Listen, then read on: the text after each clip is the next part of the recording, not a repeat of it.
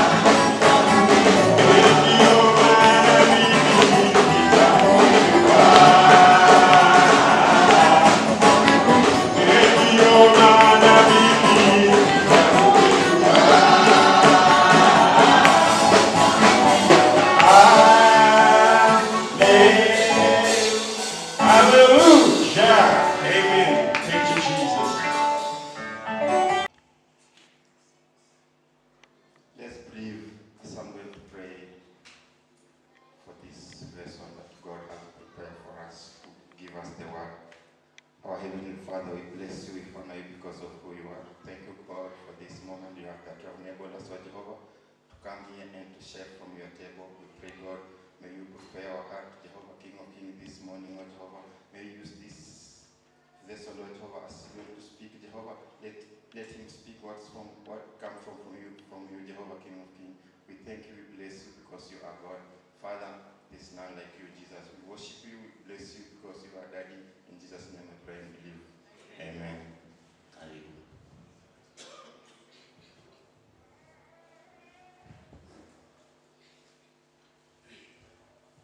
Hallelujah. Praise God. Yeah, my name is Melchizedek Tamachi Butichi. I'm born again. Our Lord Jesus Christ is the personal Savior of my life. Praise be to God. Yeah, today I'm going to share an obvious topic, diversion or dimension of grace. Praise be to God. I'm going to connect this topic from what we have been learning here. I think there's a preacher who talked about diversity, and there's another preacher who talked about grace. And last Sunday, we also talked about how we can present ourselves to God. And today, I'm going to connect the three topics and dimension of grace. Praise be to God. Yeah, as Christians, when we look at our lives, there's some things that happen and we might not understand why they happen so. But when we get in the word of the Lord, it will always give us. And that if you don't have an understanding of this word, you'll find that you will have a hard life, you will have to struggle so that you can make it in life. Praise be to God. That's why today I want us to share about dimensions of grace. And we shall start from the book of Ephesians chapter number 4, verse 7. Ephesians chapter number 4, verse 7. I do believe we have our Bibles. Kindly, King James Version. Bwana Yesu asifiwe sana.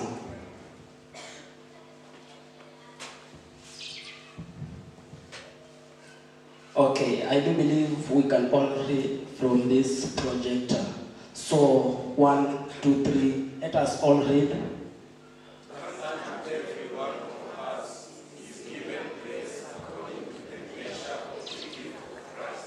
Bwana Yesu asifiwe. But unto everyone has been given grace according to the measure of the gift of Christ. Hallelujah. You know, when we look upon this book of Ephesians, this is Paul trying to explain to Ephesians because of the kind of life they were going through. Hallelujah. So he reaches at this chapter 4 verse 7 and tells him that, but unto every one of us is given grace according to the measure of the gift of Christ. So when we check upon this verse, I will have to divide it into two parts. The first part, unto every one of us is given grace. Hallelujah. So the Bible is trying to tell us, or the word of God is trying to tell us that unto every one of us who are sitting here, we have been given grace. Hallelujah. That's why each and every moment we'll find people say, I'm living because of the grace of God. Praise be to God. It is not that it is sufficient in you, but what I know, all of us have the grace of God. Praise be to God. So you can sit there, maybe you are going through a certain situation. What does the Bible tell us? That God has given you grace which can enable you to come out of that situation. Praise be to God. So part 2 says, according to the measure of the gift of Christ. So Paul is trying to tell the Ephesians, yes, you have been given grace, but this grace has been measured. Hallelujah. This grace is in some levels in your life. Despite the fact you have been given grace, the grace that you have been given is into measurement. Hallelujah. So the Bible says that this measurement of grace is what we call the gift of Christ. Hallelujah. That means for you to have grace, you need to have the gift of Christ in you. Praise be to God. So if you don't have the gift of Christ in you, this verse excludes you from the believers of God that you don't have grace. But as it has said from part 1, that unto every one of us we have been given grace. And this grace is measured by the gift of Christ. That means it's mandatory. You are sitting there, you have the gift of Christ. Hallelujah. And this gift of Christ is measured. So if you have small gift of Christ, that means you have small grace. If you have the medium, the gift of Christ, it means you have, your grace is at the middle level. If the gift of Christ in you is higher, that means the grace you have is on a higher level. Bwana asifiwe. Are we going together or kuna mtu amebaki nyuma? Hallelujah. So, we need to understand what is this gift of Christ that Paul is trying to talk or to tell the Ephesians. Hallelujah. So, kindly give me New King James Version, the same verse. We want to understand what is this, the gift of Christ that Paul is trying to tell the Ephesians. And now we replace the name Ephesians with our today church. Hallelujah. Anyone with the New King James Version? Ephesians 4:7. But to each one of us, grace was given according to the measure of Christ's gift. New King James Version. Praise be to God. NIV.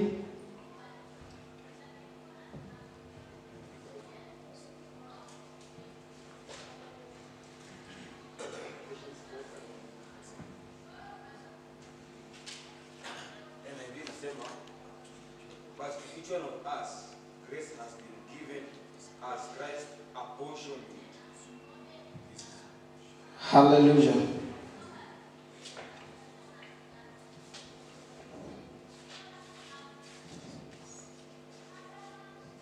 So for us to understand what Paul is trying to tell the Ephesians, what is this, the gift of Christ that is trying to talk about?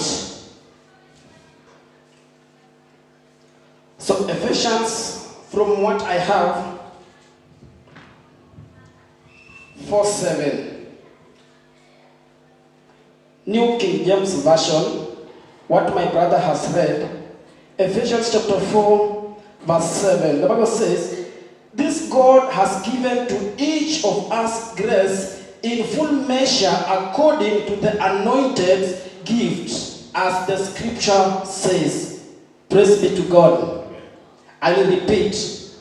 This God has given to each of us grace in the full measure according to the anointed gift. So, to understand what is this, the gift of Christ that Paul is trying to tell us, that the measure of the anointed gift. Hallelujah. So what does the name Christ mean in our lives?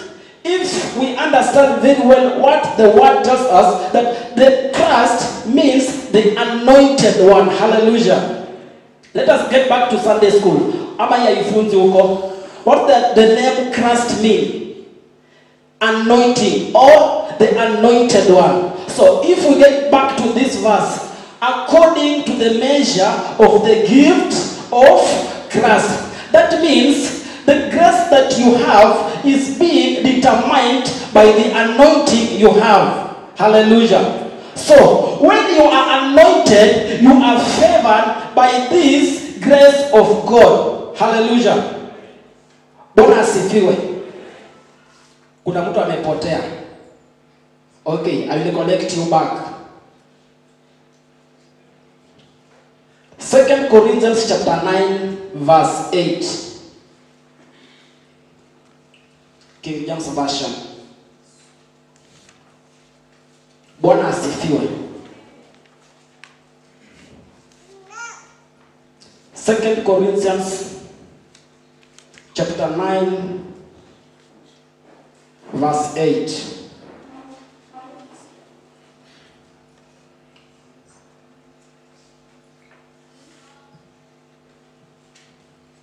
And God is able to make all grace abound toward you, that ye always, having all sufficiency in all things, may abound to every good work. Bwana asifiwe sana.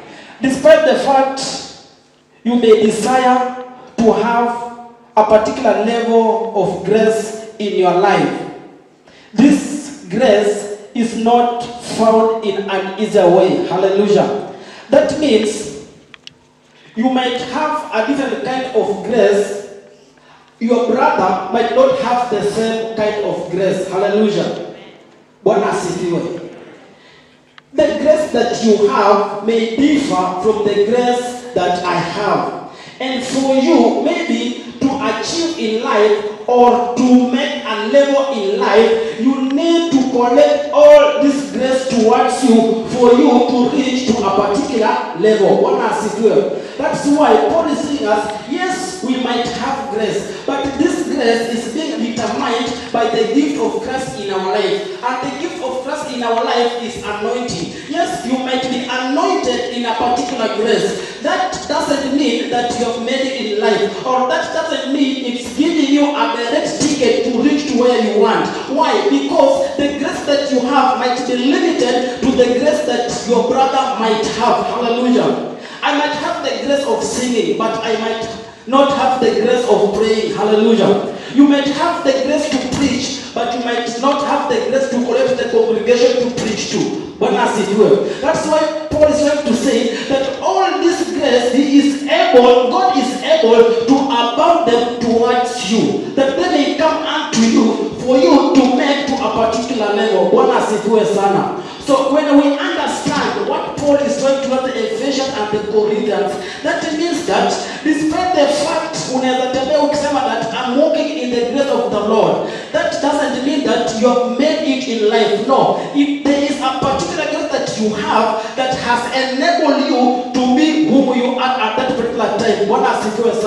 That's why you can have the grace to pray. You can pray from general to general, but at the end you are broke. Why? Because there is a particular grace that will need to give you prosperity that you are lacking. You might be favored by people, but you cannot reach to a particular level. Why? Because you are lacking a grace of favor in your life. That's why Paul is saying, for you to reach to the level you want, you need to have all these graces. And our God is able to abound this grace towards you.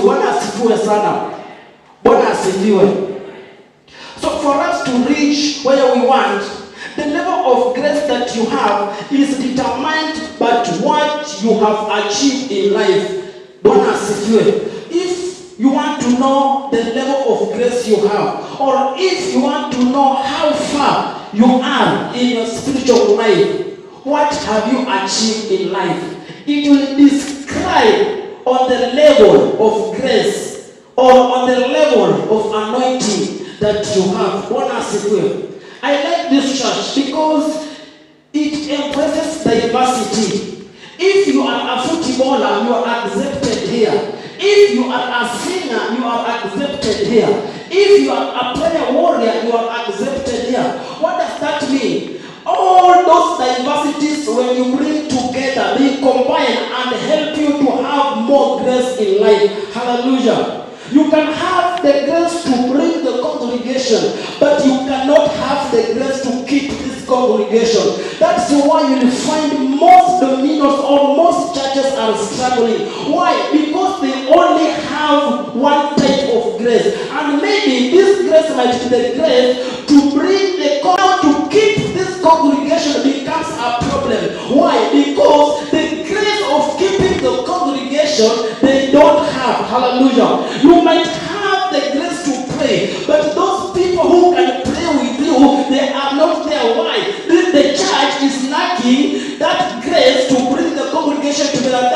place to bring the people together so that they may fellowship together. That's why you may find yourself here alone praying. Why? Because you are the only one who have the gift to pray. So you need to look into the congregation and tell God, I want you to show me somebody who can make this congregation come together so that we can pray together and move to a particular level. Hallelujah. You can be in church, but you are limited to a certain level. And this level is not far away. Your colleague or your brother or your sister might be having it. But for you to realize it, it needs spiritual intervention. Hallelujah. That's why the Bible tells us in Matthew chapter 6 verse number 33 that seek ye first his kingdom and his righteousness, and all these things shall be added unto you. So when you connect that verse and this verse, let us seek ye first his kingdom first and his righteousness. And from there, and God is able to make all this grace toward you, that he always having all sufficiency in all things, but about to every good work. So for this verse to work in your life, you need to go back in Matthew 6:3. And after you have done that, God is able to abound all these graces towards you. One as may I have 2 or 3 or 4 people here? I want men. Or it'll be one of them. My brother be one of them. I want 4 here.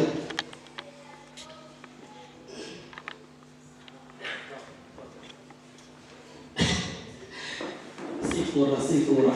Yes. Bwana Yesu asifiwe sana. So Nicodemus, songa hapo. Songa hapo. Songa karibu na mlango. Sabuni baki hapo. So we want to illustrate what this verse means. Bwana asifiwe. So Nicodemus is the grace representing favor. Bwana asifiwe. Boni. Okay, Vincent is the grace representing prosperity. Boni is the grace representing mercy. And Oriedo is the grace representing speed. Bwana asifiwe. So I want us to understand what this verse means.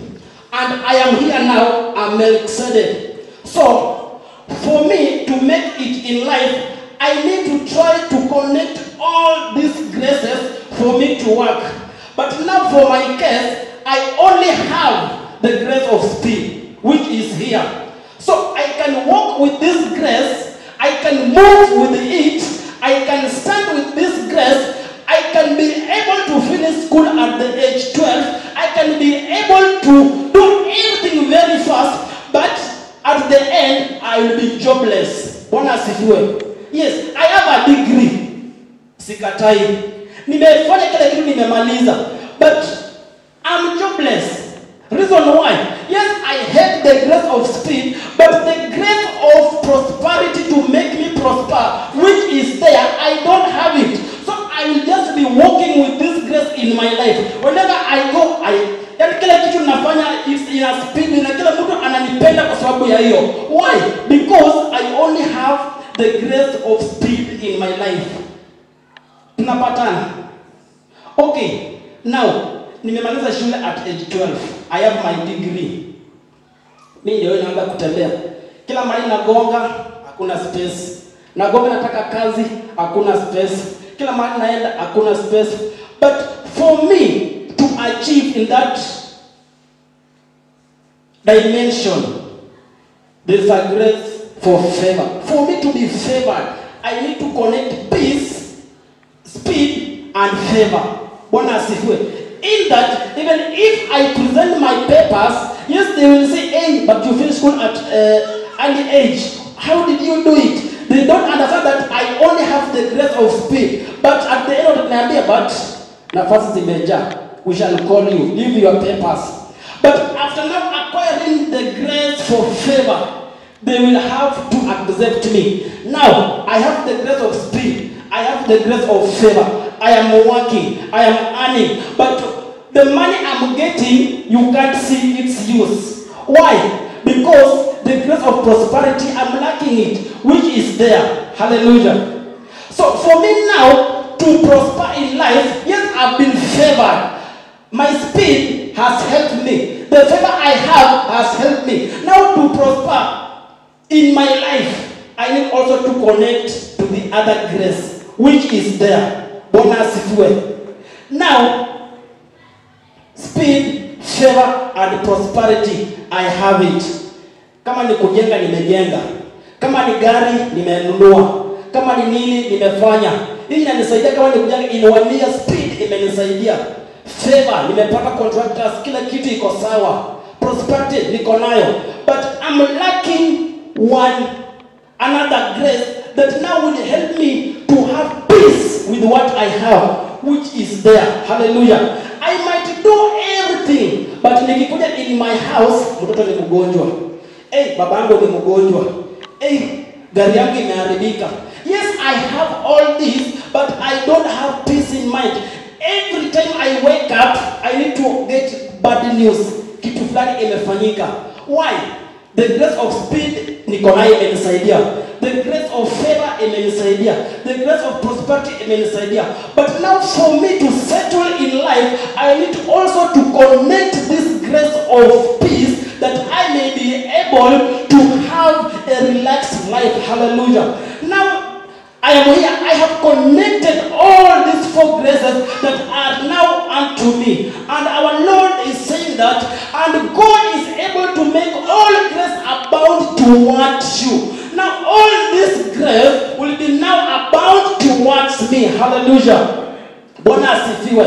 Okay, I will still connect this with Matthew 6:33, which says, seek ye first his kingdom and his righteousness, and all shall be added unto you. Now take an example. The grace of prosperity is in Nairobi. The grace of speed is up country. The grace of favor maybe is somewhere in Uganda. And the grace of peace is somewhere in Zimbabwe. So I am here. I can't be able to go to up country, or I can't be able to come to Nairobi. I can't be able to go to Uganda or Zimbabwe. Why? Because I can't do that at the same time. I am limited. So what does the Bible say? And God is able to abound. God himself will abound all these graces towards you. Wherever you are, they will get you. So if you seek his kingdom and his righteousness, he is able to abound all these graces towards you, and you will make it in life. Hallelujah. Bwana asifiwe. Kuna mtu ananipata hapa tumepotea. He is God of mercy. He will connect that. This towards you. Na maisha yako itakuwa sambamba. Itakuwa swadakta. Bwana asifiwe. As Christians, we have been suffering. As believers, we have been struggling in life. Unaweza sema ya kwamba mimi nishafika, not knowing there's a particular place ambapo umepungukiwa. Why? Kwa sababu neema ama kibali katika hiyo njia hakuna grace katika hiyo njia. Kujenga sio kufika, ama kumaliza shule mapema sio kufika. Ili ndio ukaweze kufika, unahitaji hizi grace zote zikuwe pamoja na wewe. Bwana asifiwe. My brother Oriedo anaweza kuwa na ile grace ya kuambia watu ya kwamba kujeni wote tukae hapa, lakini hana hiyo grace ya kusema ya kwamba wote sasa hawa watu wa maintain at the same place. Bwana asifiwe. Kwa mfano, tuko na football team kwa hii church. Kuna yule mtu ambaye anazaambia watu kujeni tukutania mahali fulani, but hao watu wakikutania hapo, wasipopata mtu wa kuwaweka hapo, hawatakaa hapo, watasikata. Bwana asifiwe. So ambaye amesema kujeni mkae hapo, anaweza kosa kuambia kwamba, ama anaweza kosa ile mahali ama ile maanane kuambia kwamba tufanye hivi na hivi na hivi. So I might bring the players, but to keep the players is another dimension of grace. I might bring people in church, but to keep these people in church is another dimension of grace. So for us to achieve, we need to embrace all these graces towards you. Hallelujah. You can go back to your seats. Bwana asifiwe. So, unaweza fika mahali upate ya kwamba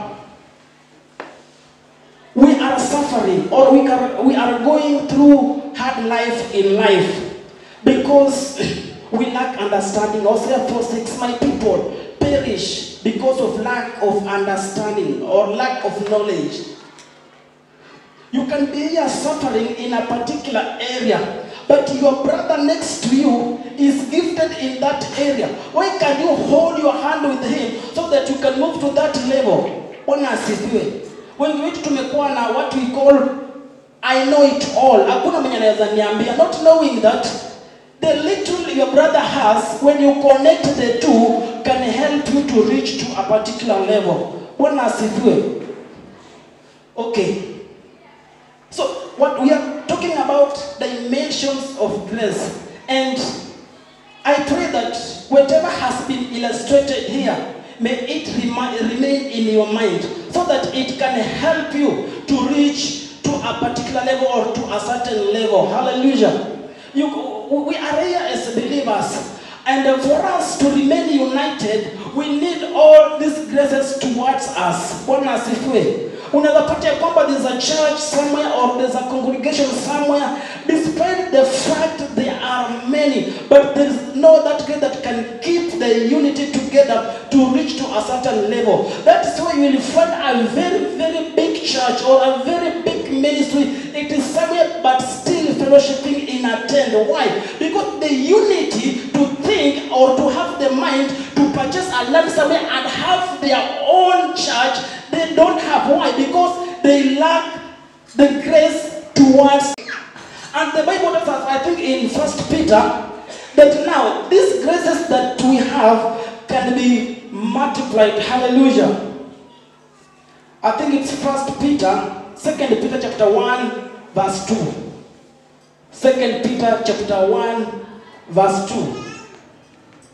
May the Lord help us so that you may understand the kind of grace that you have, so that whatever you lack, it can give you an eager, or it can enable you to look whatever you are lacking. Hallelujah.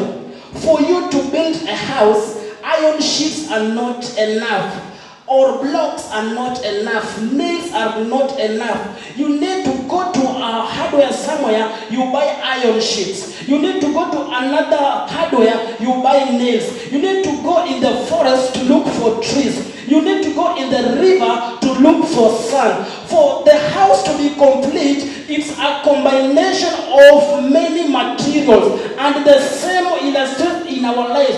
For your life to be complete, you need to have some of these dimensions of grace. Or if possible, you have all these dimensions of grace. Bwana asifiwe. 2 Peter chapter 1 verse 2. Grace and peace be multiplied unto you through the knowledge of God and of Jesus our Lord. The grace that you have can be multiplied. And how can it be multiplied if you embrace diversity? Ukisema ya kwamba mimi najua kuimba, wacha hii kuimba kwangu nikadiverse kwa my brother Oriedo. Wacha hii kuomba kwangu nikadiverse to my sister. The Bible says grace and peace be multiplied unto you through the knowledge of God. I might have a particular gift in my life. And if I keep this gift with myself, it might not help me. For it to help me, I need to make it be multiplied. And multiplication means to impart to my brother, to impart to my sister. I remember there was a time when we could have a very huge multitude on this platform in the name praise and worship. Hadi wengine yani walikuwa wameunda duty ya kwamba this Sunday this group ndio itasimama kwa madhabahu, ama the other Sunday this group ndio itasimama kwa madhabahu. But at that time time, if they could have known and embraced the diversity of this grace, to say that now we can be able to reach to a particular level. For us to reach there, we are moving, and for us to move, we need to bring other people to come in within us, so that even if we leave, the team will still stand. Hallelujah. Diversity. Hallelujah. To keep it to ourselves. In that nikiondoka, they will struggle to stand. Let us not have such minds in our lives. Yes, I can pray, but my brother find it difficult in praying. He finds it hard even to wake up at 3 a.m. to pray. What can I do? As a Christian, as a believer, I need to multiply the grace that I have towards my brother or my sister, for the church to keep moving. Hallelujah. Bwana asifiwe. And for us to have this grace, it takes us back to Ephesians chapter number 4 verse 7. It's all about the level of anointing you have. So if you are not anointed, my brother, I am sorry, the grace will not work unto you. Yes, you will have it, but it will be in a dormant situation. It will not be activated. For you to have that grace, you need this anointing. And the little anointing you have, the little grace you will have. The middle anointing you have, the middle, the grace you will have. And the higher the anointing you have, the higher the grace you will have. Hallelujah. So for us to reach to that level, we need to embrace anointing in our life, because it's a determinant in the level of grace that we have. And this level of grace will open for us doors that men cannot open. Bwana Yesu asifiwe sana. If we embrace this grace, it's going to enable us to reach to levels we cannot reach. Hallelujah. Esther had that grace of favor, but she had no grace to pray. So Esther, Mordecai, na Wayahudi wote, they combined the grace, and it was able to save them not to be killed. Esther angejiwekea hiyo grace ya favor, aseme now I have been favored by the king. So if the king anataka kwa watu wengine, wacha hawaue. As long as I am safe, I have been favored. Hallelujah. So Mordecai naye angesema wacha, niko na hiyo grace ya kuomba, angeomba na aokolewe. Now how about the other Hebrews ambao walikuwa kule, Wayahudi wote ambao walikuwa huko, wangefanya nini? Wangeuawa. But because they embraced the diversity of grace, they combined the grace of Esther of favor to be favored by the king, and Mordecai embraced the grace to pray. They combined all those graces, and it was able to save them, and they were not killed. Rather, that department that they had been allocated, it was turned back to their enemy who was killed. Bwana asifiwe. So the graces that we have can save us and can be turned to our enemies. Instead of you to be consumed, it is your enemy who will be consumed. Why?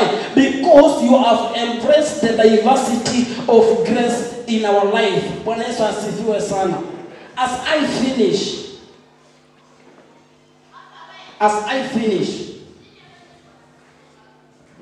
many at times you have been asking some questions in your life. Yes, nimemaliza shule, nimegraduate, but nimetafuta kazi sipati. You have been asking yourself, yes, I am working, I am on a very huge payroll, but hata nyumbani sijajenga, hata hapa Nairobi maisha yenye naishi ni ya kustruggle. You have been asking yourself, I am able to pray, I am able to intercede, but I'm struggling in my life. My family is suffering. I can't have peace in my life. I can't have peace in my family. You have been asking yourself, yes, I have a ministry. What can I do for my ministry to prosper? Each and every moment your ministry is struggling. Why?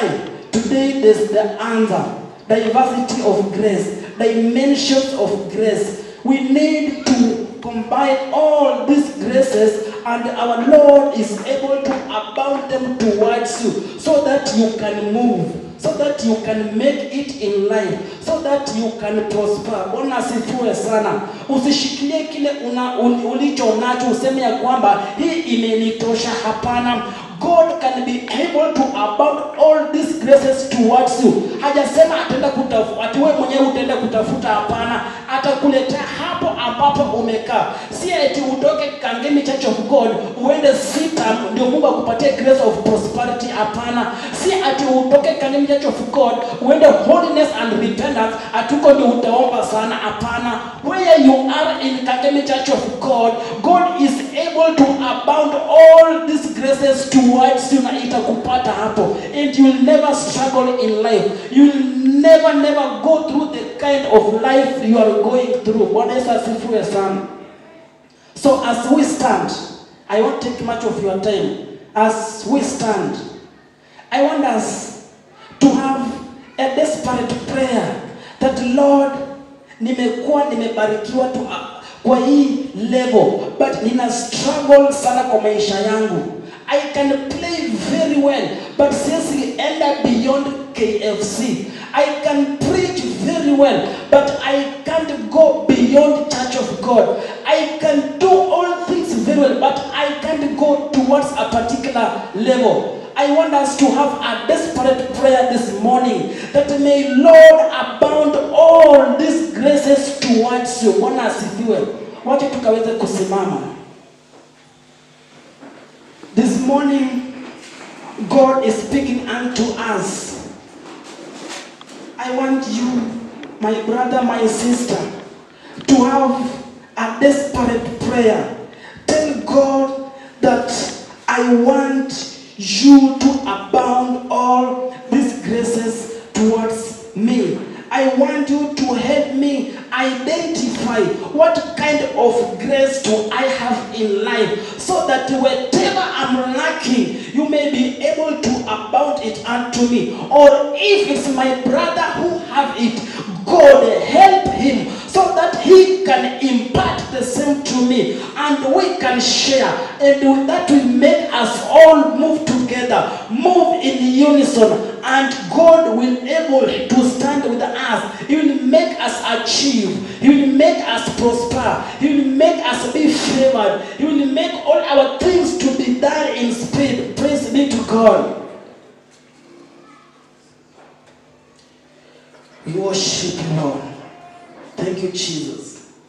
Nataka uende mbele zake Mwenyezi Mungu kamwambia ya kwamba nimehangaika katika level fulani.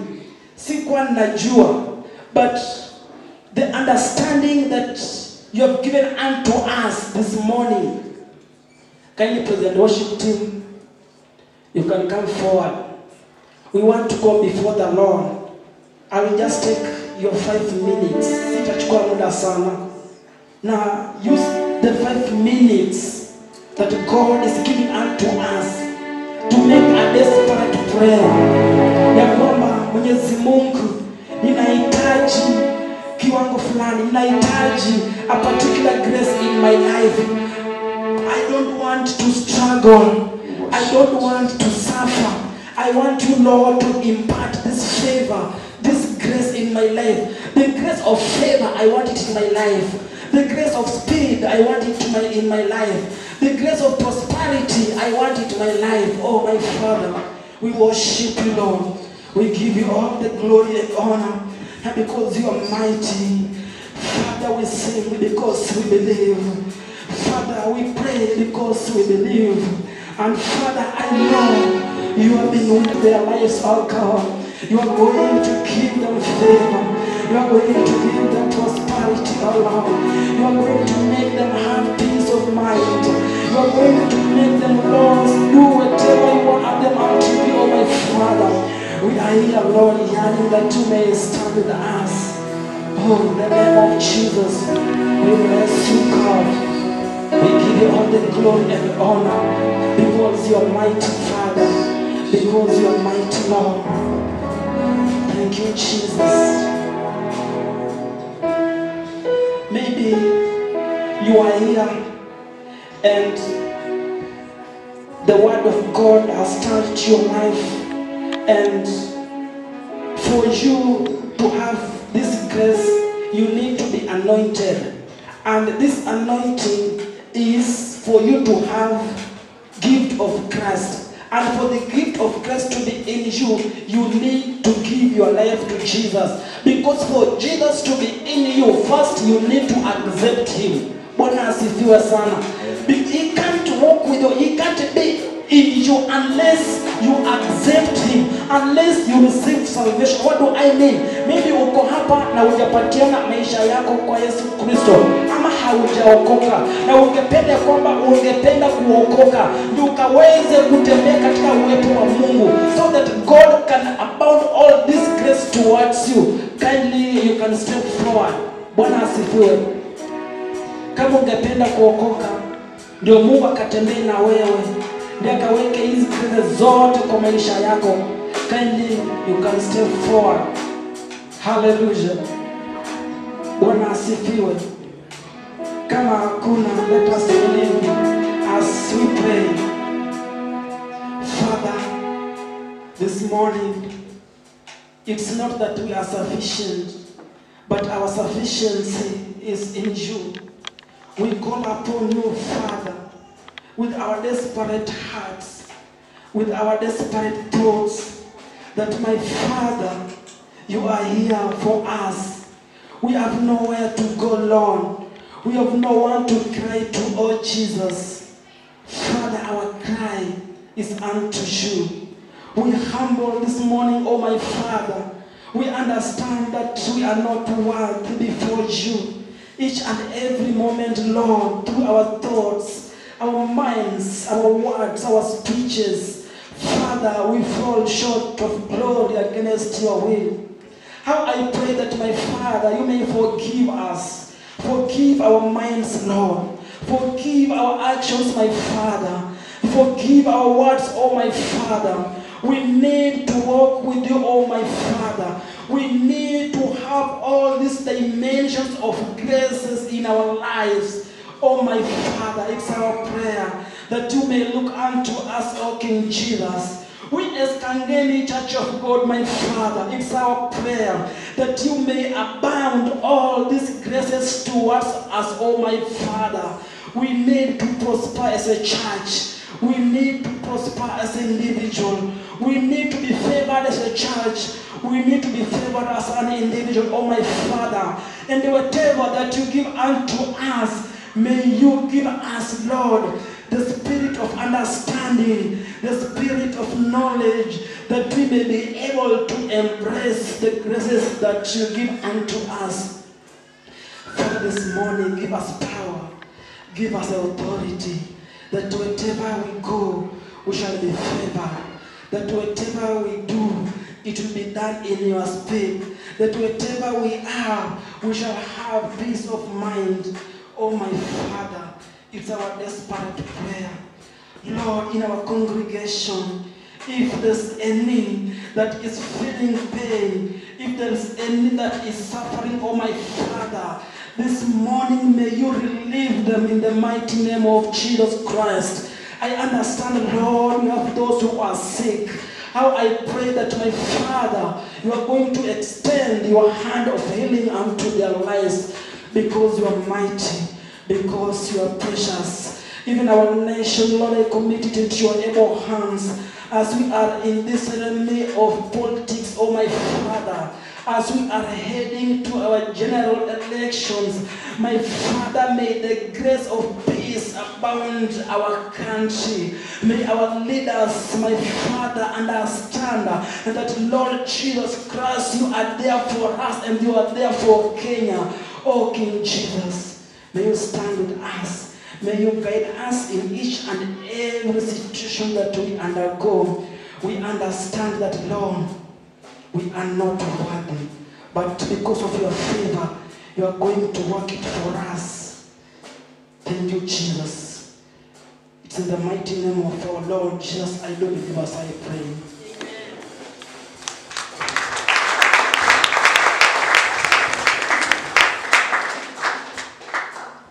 everlasting Father, we thank you and we bless you because of who you are. Thank you, God, for the word that has passed, God.